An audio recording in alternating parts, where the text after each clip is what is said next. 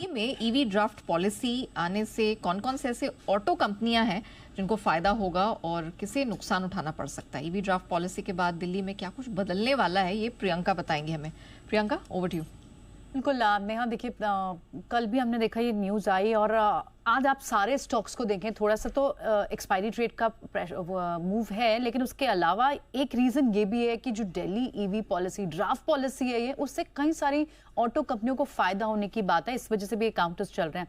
अब इस draft policy में कहा क्या गया है, उसमें पहला पॉइंट ये है कि जो सीएनजी व्हीकल्स हैं, 3 व्हीलर्स हैं, उन्हें फेज आउट करेंगे दिल्ली से कंप्लीटली और इलेक्ट्रिक 3 व्हीलर इकोसिस्टम को एक बड़ा पुश के तौर पे इस न्यूज़ को देखनी चाहिए। अब नॉमरा की कुछ फाइंडिंग्स है इस पर, उनके हिसाब से समझ लेते हैं। उनका कहना है कि अगर हम मान लेते हैं कि अगर फेज आउट मैनर में हम 3 व्हीलर्स को दिल्ली से बाहर कर देते हैं तो उसकी जगह लेगा कौन सी कंपनीज के लिए अपॉर्चुनिटी बनती है। अगर आप एनुअल सेल्स देखें दिल्ली में लगभग 5000 यूनिट्स हैं, यानी दिल्ली जो है वो लगभग 1.6% of the total 3 wheeler market है। लेकिन आप अगर इसे पूरे 15 साल में, क्योंकि कई सारे पुराने व्हीकल्स को भी, नई रजिस्ट्रेशन तो बंद होंगी, पुराने व्हीकल्स को भी कन्वर्ट करना पड़ेगा आपको अगर आपको दिल्ली में चलाना है व्हीकल, तो यानी कन्वर्जन अपॉर्चुनिटी आपके पास 1,80,000 की, 1.8 लाख यूनिट्स की हो जाएगी।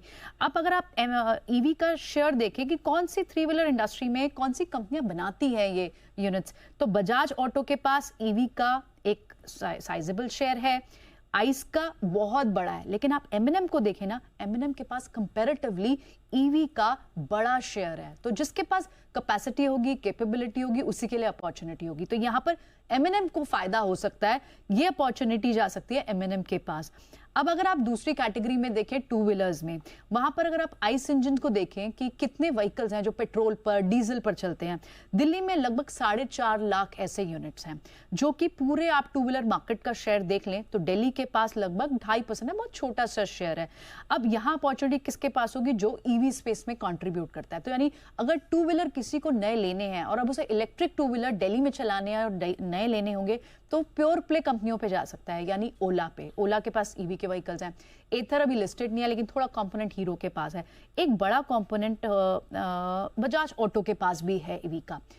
तो इन कंपनियों को तो फायदा होगा।